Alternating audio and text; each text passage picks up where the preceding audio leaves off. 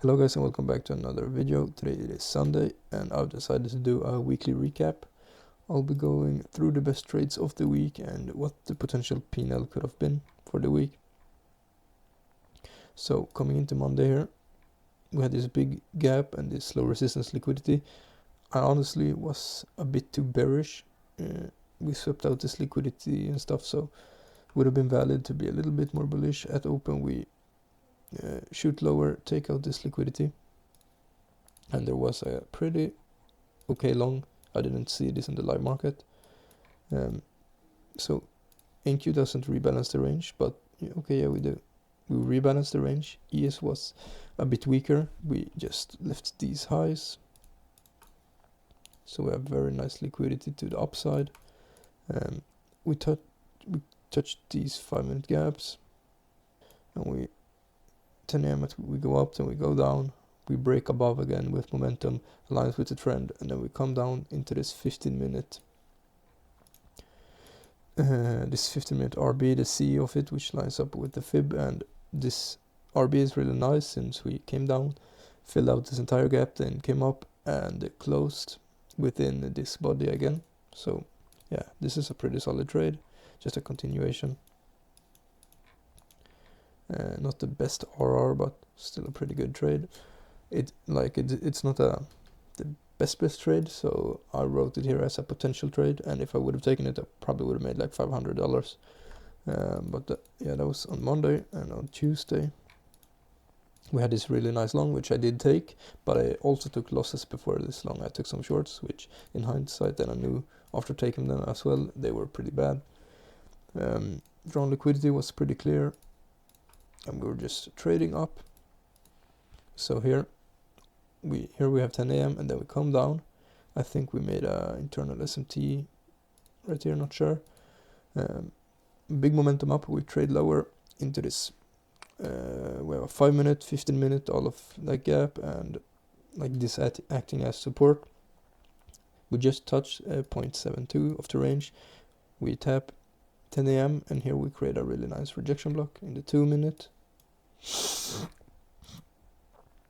Whoa. So in the 2-minute here we get this very nice final manipulation. So as you can see here, we just edged this low first.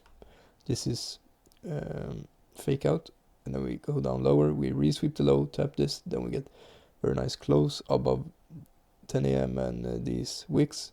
So that's when you basically enter. No SMT, that would have made this trade even better, but still a very good trade.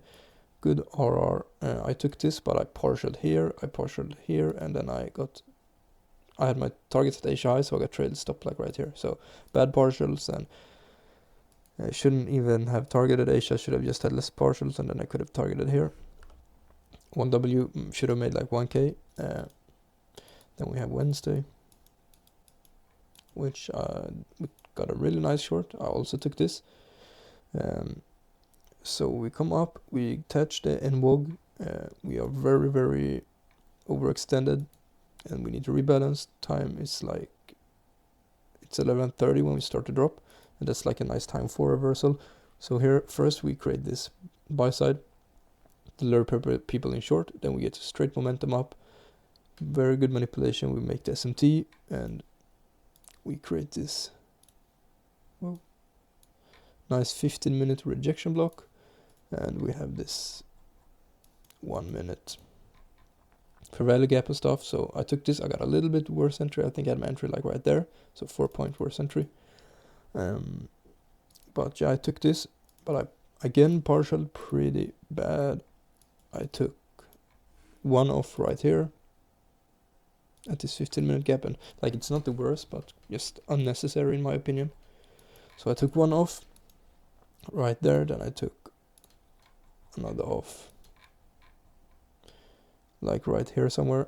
I think I took the last ones off like right here, and this is just low resistance liquidity.